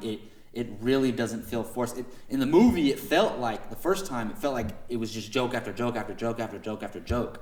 Second time, there was long gaps in between the jokes for me, because it's just, I'm more relaxed. I'm sitting here. I'm not like, my mind's not moving at 100 miles per hour. So I really think you need to see it a second time. But I get what you're saying, because the first time I saw it, I thought that too. Yeah, I will. I don't, I can appreciate a good joke, a good one-liner. Just don't have it take me out of the movie, because I'm wondering if it's, too much, because that's when that it's kind of like, okay. Well, and it's not like it's in the right moments. It's not like it's when in the middle of Rey and Kylo Ren's battle, they're busting a joke. There were moments where they were okay. There was weren't there like subtle humor moments in between battles? Like during lightsaber fights? The lightsaber fights? No, not at all. I was talking about when they were doing the Force thing, kind of like it's subtle humor, because she's kind of picking on him now, and he's kind of picking on her. But that's not. No, I wouldn't say. That's not even that's a not battle. The I got anyway. The only thing in that scene is when he says, "You're my guest." That's just that just for me. But no, they're not. They're being dead serious. He's like, he's like, you think Han Solo's the father you never had? He would have disappointed you, like that little thing. But everything. You've seen it twice. That wasn't funny though. I wouldn't really say that funny. It was like sarcastic from Kylo Ren. Yeah, but because he's like, that was his father. But that moment is like the moment in the Civil War trailer when Tony Stark says, "I want to punch you in your pretty little teeth." In a way, but it's still a comedic line in its own right. But nothing she says is comedic at all. See, this just goes to prove people that comedy is a very subjective thing. Definitely. The last thing, and again, I'm gonna be careful as I word this, because so far I've just been attacked and pounded on by you guys. It's like overwhelming almost, because I have to explain myself even more than I want to. Okay, it's not so much a negative, but it is kind of a little tiny bit. Don't you say it, Gio. Just go ahead. All right, this film kind of plays off the original films as far as plot points go and emotional moments and whatnot. It kind of felt like it did so a little bit too much. You felt like it was a rehash. Now, I'm not going to go out and say it is. Well, like, yeah, like you other get people shot on the by Star internet Wars fans. No, I've said worse things, like Owen. But it kind of felt like there was a little bit too much to where it hurts the film as far as my rankings go. Like I don't know. Well, you said earlier it felt like a soft reboot. The words soft reboot, an argument can be made. I think an argument can be made to where it can come off that way. I'm not saying it's that for sure, but I think an argument can be made to where, okay, you could say that. Because all right, reboot. What do we know about a reboot, especially in these days? It's a lot of what happened in the original film. The Amazing Spider-Man. It's God, how do I say it? I don't even know how to say it. Honestly. It's the retelling. Well, just if a you different guys are story. saying that it, I'm not saying it. I think remake and reboot are different. They're different. Words. Yes. I think you're saying it's a soft remake, because remake implies that you're doing the same thing over again. Reboot just means same characters, same story. A but reboot you're would telling be a the different Amazing story. Spider-Man or Fantastic Four. Yeah. Okay. But a remake is like, Well, Where's a remake in the past couple years? Like a straight remake. Okay. I have another one. Something different. I have another way of approaching this. Safe approach to the film. Whereas using a lot of things that worked in the original films, things that people loved for the fans, and you're doing it because it's what the fans asked for. It's what we asked for. We wanted to see Star Wars again. We wanted to see something familiar after the prequel films kind of took us in another direction, where George Lucas tried to tell kind of like an opera, like a soap opera, sci-fi space soap opera. With this film, it includes a lot of things that you can pull from, like you pulled from Empire Strikes Back. The moment with Cloud City. Cloud City. You pulled that. You pulled the moment where you have Rey, who's a girl who knows that she's destined for more, but she's isolated. She feels very isolated. She knows she can be more, but she's kind of afraid. She's attached to her home. Like how Luke Skywalker, no, I want to go back and do this and that. He goes back home, it's destroyed. So it took a safe approach, but it's because it's what we asked for. The nostalgia, it's what we asked for. We wanted to feel Star Wars again, and for our first film, they did, what the fans asked. It's a film for the fans. I just felt like it was a little bit too much. Well, I'll ask you this then. Did you feel that way about Creed? Yeah. And did you love Creed? I'm not saying that I don't love Star Wars: The Force Awakens. I'm just saying. I'm just... Because Creed did the same exact thing. Yeah. Oh, absolutely. No. Oh, totally. 100%. It did the exact same thing. I was saying that to my buddy while we were watching the movie. And it's... Was that a negative for you for Creed? Yeah. Okay. That's weird. I've never really heard someone say that as a negative. What? Because it works so well. No, it does work so well. And I feel like, all right, who did it better? Ryan Coogler with Creed or J.J. Abrams with Star Wars? I thought J.J. did. Now, you guys just saying that? I'm not. They're on par with each other. Rocky to make that. They're on par with each other. Okay. But what J.J. did with Star Wars is like the way he brought back what happened in the 70s and 80s with a new flair of things.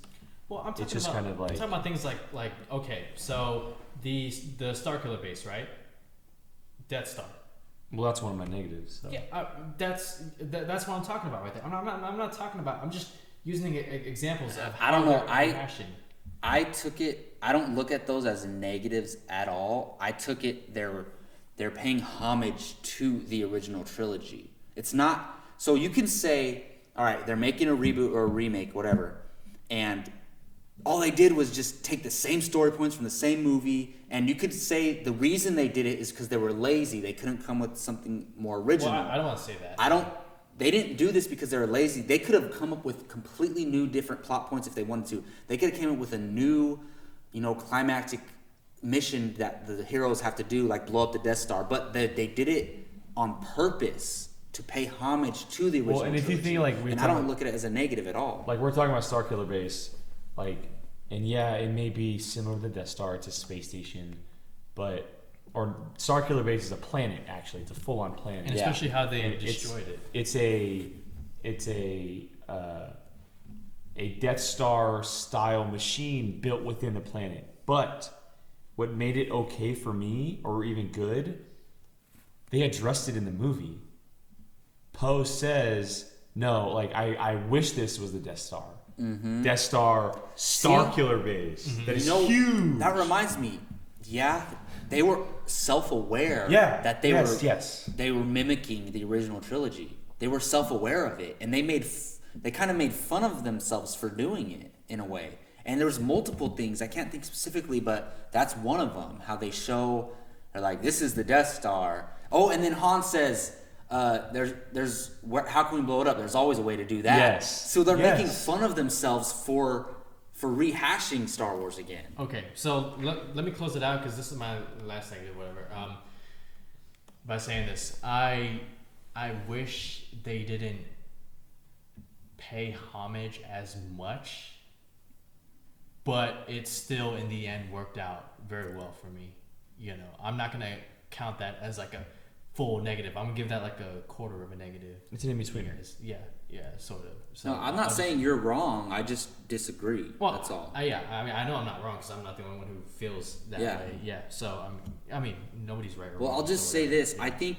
I think they made a point when the first thing they did, or not the first thing, but like while they're making this movie, they're like, we want to pay homage to the original trilogy with this movie.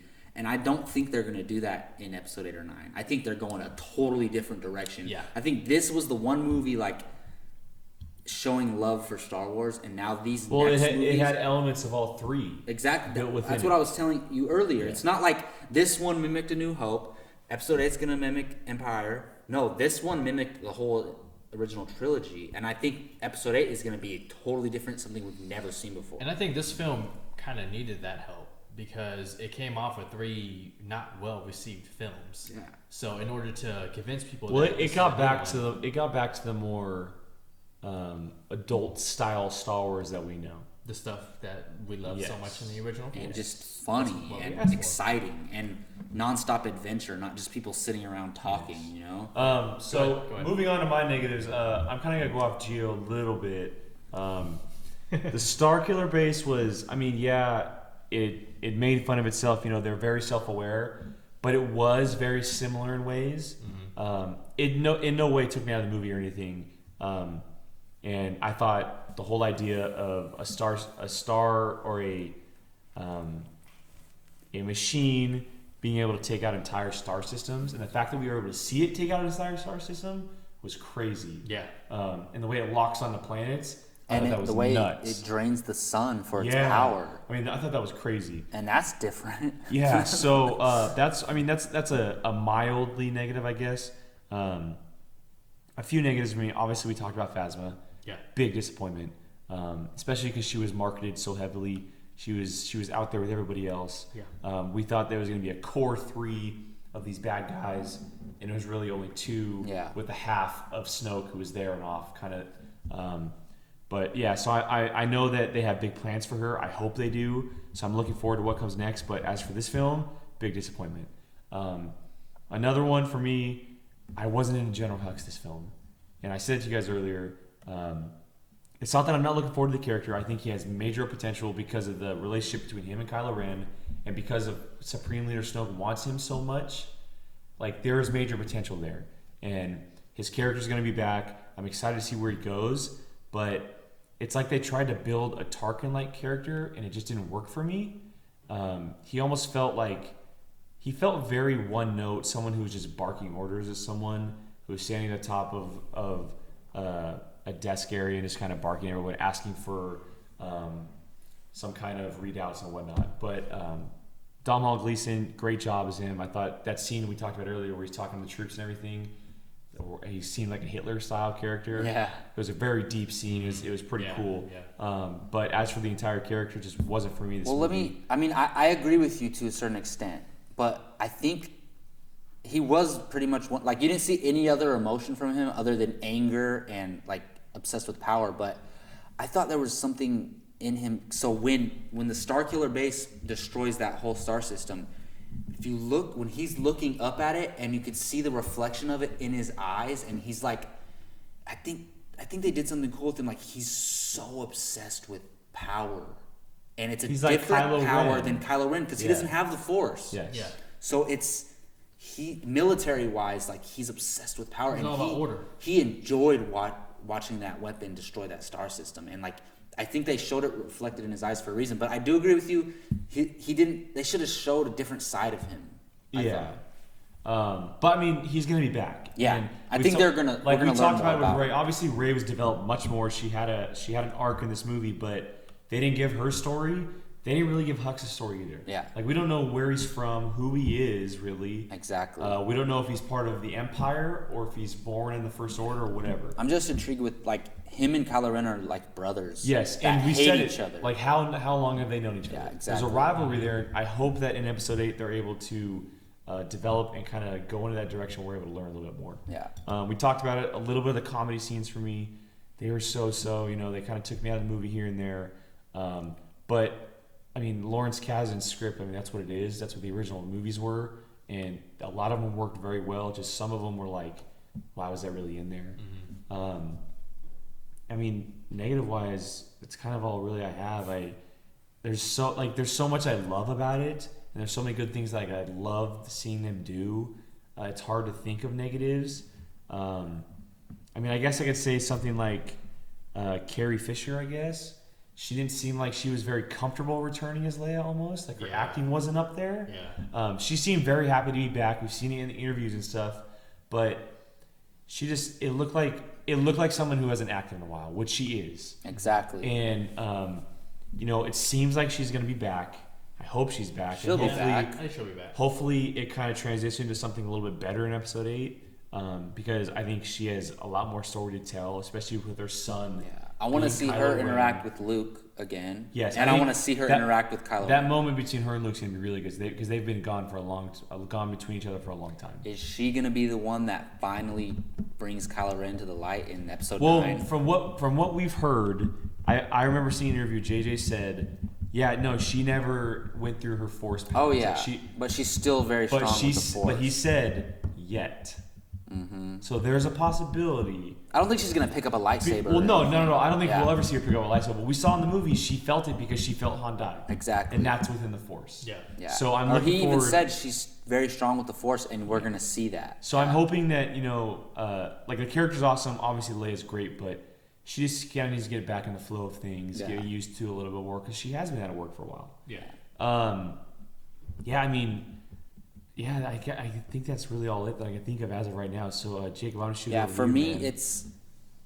I think the biggest disappointment is Captain Phasma. Yeah. That's the biggest Just disappointment. because she was so out there. Because, I was very much, when I'm thinking about, before I saw this movie, I'm like, of course I'm excited for the original cast, but I'm like, damn, I really like all these new actors. I like Domhnall Gleeson. I like Adam Driver. I like, I like Gwendolyn Christie from Andy Game of Serkis. Thrones. I've never seen John Boyega or Daisy Ridley, but I liked their personality wise, from interviews and stuff. But I was just that's all we got from Captain Phasma, and we're gonna see her again. We better. But that, and then I agree with you. That I didn't think you were gonna bring it up, but Carrie Fisher just didn't seem like she fit in, within the scene, the acting aspect of it. Princess Leia has to be there. And it's hard because she was going up against Harrison Ford. Yeah. And Harrison Ford looks so freaking happy to be back in that character. And he's been acting. Yes. She hasn't. So and let me say, I forgive all of these negatives. So do I. I forgive all because there's a future. Exactly. Something is coming. So yeah, and I actually really liked Hux. I think that there's something about him that very different from any we know Tarkin from episode 4, but he's already been through everything. Well, he was there at the end of episode 3. Gio pointed that out earlier. So he's been there for 20 plus years. He's at near the end of his life. He's old. We're seeing that type of character at the beginning of their life, and I think him being obsessed with power and the look on his face when the Starkiller base is going off, I think they showed a lot of depth in him, but just on one emotion: anger and hate and obsessed with power. But all those things, and I hate to say this, but it is a really big negative for me. But again, I forgive it. Everything just happens so conveniently. Everything. Rey's on Jakku. The Millennium Falcon happened to be on Jakku. Han Solo happened to be exactly. Jakku. Han Solo happened to be around that space area that they were in, and they just pop up in there. There's Poe and Finn land on Jakku after being crashed. Yeah, it's just and I get it, the way they wanted to take the story, you had to, but there's a lot of plot manipulation going on to fit the story, and it bothered me. It really did. But other than that, I love the movie. So that's all I got to say. All right. Well, because we've talked about it before, the movie's obviously left us with a lot of questions, and questions that hopefully will be answered within the next couple episodes. So I want to pose a question to both of you. What is the biggest question coming out of episode 7 that you want to see answered in episode 8? Who's Rey? Is Rey Luke's daughter? I hope she is. That's my biggest question. That's the biggest question. There's a lot of questions, but I need to know if she's Luke's daughter. I want to know. We're only a year and a half away from And finding out. I heard John Campea from Collider, he brought up something very, very interesting. He said, what if she was just one of his trainees? What if she was just one of the young Padawans? Yeah, not a daughter. He was training, yeah. And she was the youngest one, and Kylo Ren either killed or turned the rest, and Luke was like, I got to get her out of here. It would make very much sense why he has a connection to her, why Han and Leia didn't know about her. And it would almost be like it is his daughter because, like, you know, he pretty much raised her up until he dropped her off. But either way, I hope he has a past with her. So that's my biggest question. Who's Rey? Gio? I know you got something good, man. Yeah, mine is, how does the First Order respond after being bullied by like 10 X-Wing fighters and a Millennium Falcon with a very experienced fighter who has a personal tie to one of the leaders of the First Order. I want to see how Supreme Leader Snoke is as a leader, as a mentor. What's next for the First Order? They're Starkiller based on one thing that they've been talking about, like, oh, we're gonna finally use the weapon. Oh, right after we use it, it's destroyed. So what's next for them? Well, here's a question. So we've heard, it's rumors saying, oh, the First Order is just a part of the Empire. Mm-hmm.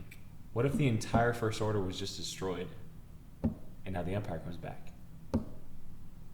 I mean, I love it. They're Bring all it the evil side of the government. Like what if dark they were side. just a division of the Empire and Snoke? First Order? What if Snoke is the new Emperor type character of a reinvigorated Empire? And it would make sense, like the First Order, they're the first, like, they're not, I don't want to say on the front line, but they're the military group that's in charge and in front and making the decisions. They're like the Navy SEALs or the Army Rangers. They're like the most powerful, most significant part of the Empire. And if the First Order, that would make sense. And if that was your Navy SEALs or your Army Rangers and they got taken out like that, I got some bad news for you, Empire. I don't know, man. They had to do a lot. They had to take the shields down. Han and Chewie had to put all those bombs up. Like, Snoke is gonna get his revenge. So I'm following your suit and like who is Rey just because I was so like into her in the movie and the character and who she was. But to step away to kind of just get a different question, who is Snoke? Who is Snoke? And we're all speculating that he is Darth Plagueis. I think so. In some kind of version. Is that scar on his head from when Palpatine killed him? Who is Snoke? And I hope that we find out in Episode 8, man. Like, I hope they don't reveal it in Episode 9. And just an extension on that, I want to know who is Snoke and who, like, I mean, we know why he cares so much about Kylo Ren. He needs Kylo Ren for his power. Like, you know, they seduce. Yeah. But who is, like, I want to know that relationship between Snoke, Hux, and Kylo Ren. Like, I want to see them all three together. Like, maybe Snoke is the father figure to Hux and Kylo Ren. They never thought they had. He is. Because Kylo Ren got pulled to the dark side. And Han we is see that brother, side. that sibling rivalry. You know, they're not blood brothers, obviously, but they're brothers competing with each other. So for the approval. Yeah. Well, I want to know who's responsible for wasting the raid actors in that one scene. Yeah. Well, yeah. I wanted to see them do some martial arts or some Jedi fighting or something. I thought about that too, but you know what I think? I think they helped out a lot with the fighting and the choreography with the fighting, and that scene was just for them to get a little cameo. I think they worked on the fight scenes. Okay. And then that was just their little cameo, you know? I guess. I don't know. But yeah, I agree with you. Well, maybe at some point, like maybe Snoke, like we saw him as a hologram the entire movie, right? What if he's sitting in a temple with the Knights of Ren and they're the masked Knights of Ren? Oh, I hope so. Like they're just the actors playing the Knights of Ren. That would be bad. Because we never, like we heard him say the Masters of the Knights of Ren. Yeah. We never saw them. We never heard him say the last of the Knights of Ren. Where is Snoke at? Yeah, so where is he and where are the Knights of Ren? So that's a big question as well. Not Mustafar. Yeah, we'll talk about that now. So before we get out of here, we're gonna go over, a few sentences, what like our overall thoughts on the film, just a quick process, and then give it an overall rating out of 10. So Jacob, I'm gonna shoot it right back to you, man. What are your overall thoughts of the film, and what is your score? I love this movie so much. I've never felt like this before about a movie, because I love movies more than I love this movie, just because I've only seen this movie twice. But I'm just saying, like, the anticipation, the watching of it, and afterwards, like, feeling like I'm in a dream. Like we talked about earlier, it doesn't feel real. It still feels like we're waiting. And I need to cherish these moments, because it's something I'm probably never going to feel again. And I'm going to be honest with you guys. I thought I was going to bust a tear at the theater during the movie, but I didn't. But that night when I got home, and I was laying in bed for like 30 minutes, and like I just started breaking down, just thinking about the movie and what this movie means, not just the movie itself, but for the future of Star Wars and how much Star Wars means to me. I started bawling in my bed. Like, I'm not ashamed to admit that at all. Hell no, because it means so much to me, and I absolutely love this movie. And the best thing it did was set the stories up going forward. Even though there were problems with the film, every movie's gonna have problems. It set this universe up so great going forward. Are we scoring it right now? Yep, give a score. Oh, I gave it a 9 out of 10. And I mean, you can tell how much I love it. So, Chia? Guys, this is Star Wars. This is Star Wars. This film is Star Wars. And even for all my negatives that I have on the film, I'm not going to shy away from saying that this is a damn good, a great Star Wars film. Movie. A return to form.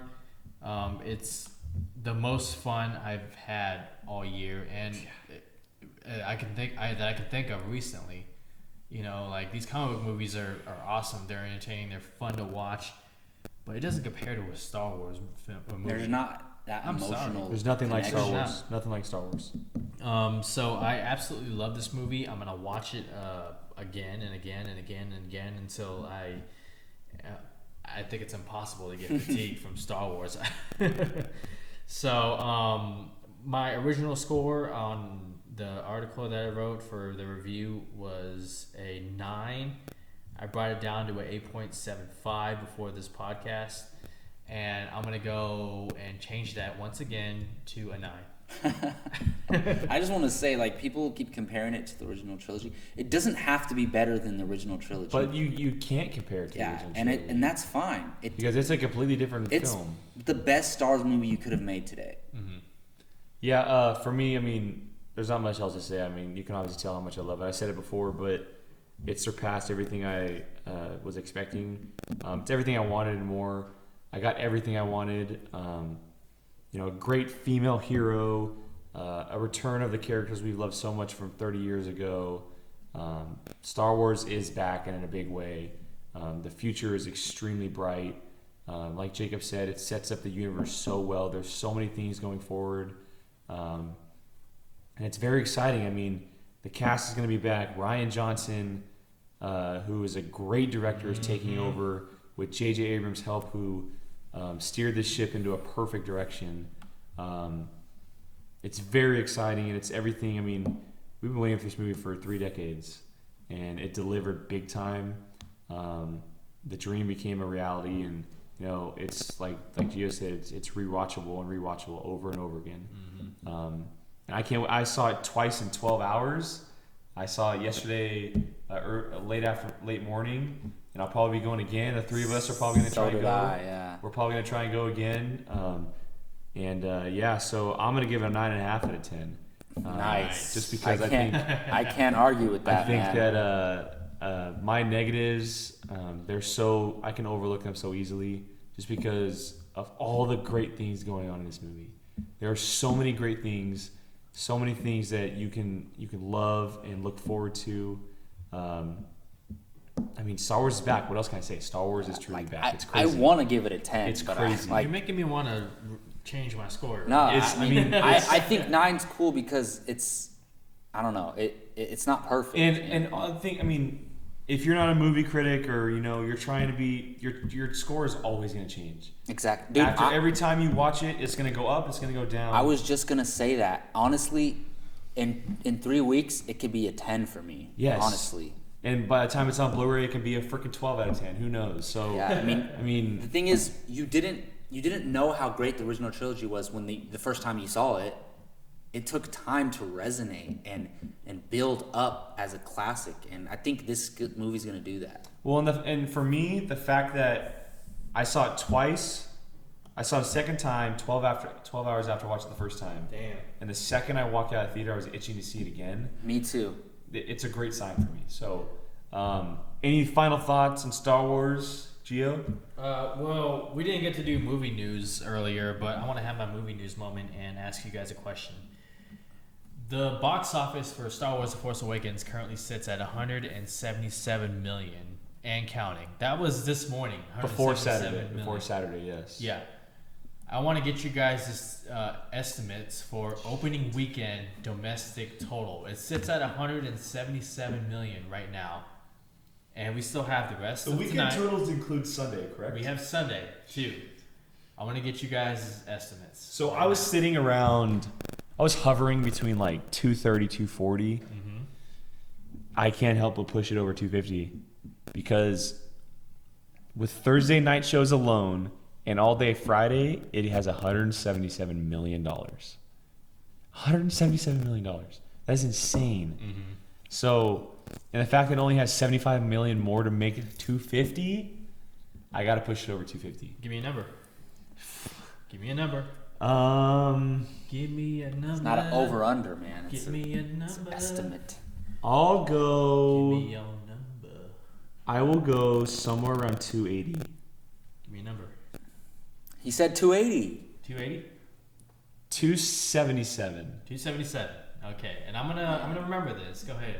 Well, you can go back and listen. Is there a prize that I win? Yeah, seriously. You're gonna buy us. You're gonna buy pay us a for our beer or next something? Force Buy you Awakens. guys a beer. Whoever gets close. But if I get close, I mean, it's so somebody buys tough because you think about it. Did all the people that want to see it the first two nights? But no, because a lot of people couldn't get tickets because it was sold out. So they're going Saturday. They're going Sunday. I'm gonna go 285. 285. Gio? Well, considering the numbers right now and all that, I'm gonna go 309 million. Holy Jesus. Hey. Hey, you know what? Don't I would be be so crazy. happy. I would be so happy. So, building off yours, I want to know, is it going to be the owner of the all-time box office record? Is it going to beat Avatar by the time it's done? Well, that can only be answered with a follow-up question. Is this? No, it's a yes or no question. I know, but No, it's like you're, give me a building- number, I want a yes or no. Yes or no? Yes, because Jacob? I hope so. this film is That, rewatchable. I need a yes or no. No, I don't think it will. I want it to, but I'm just gonna say no. I think Because I don't know. I think it's hard to say. I'm with you. It's 100 times over rewatchable. No, because it's rewatchable. That's why. Yeah. Because the rewatchable factor is there. And the fact that January is the toilet bowl of movie You have to watch it seasons. at least 3 times just to feel like you watched it once. Yeah, I mean, it's. I just want to disagree with you guys. I'm gonna say Alright, no. you're playing because- devil's advocate. That's fine. That's Yeah, fine. I'm playing devil's advocate. How does it feel? I'm gonna say no, just because I feel like everyone. I don't know. I don't want to say that. I don't want to say everyone that wants to see it's gonna see it right away and then not see it again, because then they're gonna want to see it again. I don't know. I think there's a lot of people going to this movie that aren't as diehard fans like us. That are going to become fans. That are going to become fans, but I don't think they're going to go see it multiple times as much as we are. Oh. So, Not the 8, 9, 10 times like I'm going to be. yeah. I disagree. I think kids are gonna be like, Mom, I want to go watch it again. And the fact that it's Parents are Christmas, gonna be like, the fact "I'm that it's broke," Christmas no. break, It's Christmas. but the fact that break. it's Christmas break is huge. It's Yeah, January. I actually really think it is going to, but I'm just playing devil's All right, advocate. well, so going over our ratings real quick, Jacob's got a 9, Gio's got a 9, and myself, I got a 9.5. So before we go, And that can change. that can definitely change. We might even jump on for like a 5-minute episode after watching it 6 like- times yeah. and give our ratings. But before we go, Jacob, where can people find you online? You can find me online at Governor Bartley, an homage to Grand Moff Tarkin, Grand Moff Bartley. On Facebook, on Instagram, anywhere, Jacob Bartley. And you can find me at any movie theater in the next couple weeks watching Star Wars The Force Awakens. Ditto. C3GO? Yeah, C3GO here. You can find me on Twitter at GeoRamos24 and on apocalypsemovies.com every day. And on the Resistance base, helping Leia, form attacks with your red arm. Yeah, exactly. Yeah. Oh wait, quick thing. The final shot of C3PO, he had a gold arm. Did he? Yeah. He sure did. Really? When Rey's flying off, he had a gold arm. How did I miss that? Yep. There's your thing to look for. And you saw it twice. Come on, man. And I read online somewhere that Rey cuts off Kylo Ren's hand. Oh yes, hold on. Jump in another please. thing. If you've seen The Force Awakens and you saw Kylo Ren get his arm cut off, or his hand cut off, or his lightsaber get cut in half, please jump in the comments and let us know, because we all missed it. It's so hard to see that. Yes, we all missed it, so we would like to know. Yeah. I'm your host, Jake Berlin. You can find me at Twitter, Instagram, at Qui-Gon Jake. You can find us on our YouTube channel. Please check out our entire YouTube channel, weekly movie news, our reviews, the Padawan Podcast, our Facebook page at Apocalypse Movies, and our new Instagram as well. We have our Instagram. It's called @Apocalypse. And yes, we are going on a break as for the holidays. We're giving ourselves a little bit of break as for you fans. I'm sure everybody's going to have some family time watching Star Wars as well. That's still going to write articles. Yes, that's where we will be, though, is watching Star Wars. We'll be taking a break from the podcast. We'll be jumping in from the new year with our weekly movie news, our Padawan Podcast. Possibly, yes, we're going to jump into our top 10 from 2015. And possibly even a little bit of a Rumor Central podcast that we might be working on. It's coming up, you guys. I'm going to give you guys the craziest rumors you've ever heard, and we're going to talk about it. Oh, yeah. So thank you for listening, and until next year, may the Force be with you.